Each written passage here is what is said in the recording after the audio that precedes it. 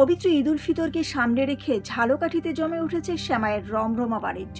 তবে উৎসবের এই আমেজকে পুঁজি করে এক শ্রেণীর অসাধু ব্যবসায়ী জনস্বাস্থ্য নিয়ে খেলছে বিপজ্জনক খেলা।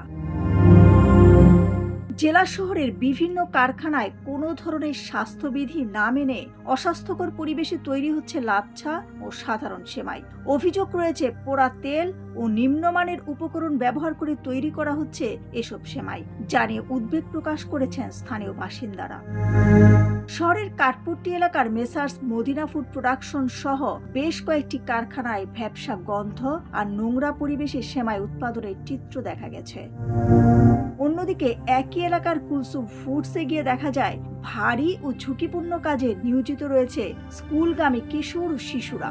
শ্রম আইন উপেক্ষা করে অল্প মজুরিতে এসব কোমলমতি শিশুদের দিয়ে নোংরা পরিবেশে সেমাই তৈরির কাজ করানো হচ্ছে বলে অভিযোগ। এছাড়া জেলার অন্যতম বড় প্রতিষ্ঠান মক্কা ফুডসের বিরুদ্ধেও রয়েছে গুরুতর অভিযোগ। কারখানার ভেতরে স্বেচ্ছেদে মেঝেতে রাখা আটা ও ময়দার খামিরে মাছি, পোকামাকড় ও ময়লার উপস্থিতি দেখা গেছে। স্থানীয়দের দাবি, জনস্বাস্থ্যের ঝুঁকি এড়াতে দ্রুত এসব কারখানায় নজরদারি বাড়ানো এবং কঠোর ব্যবস্থা নেওয়া জরুরি।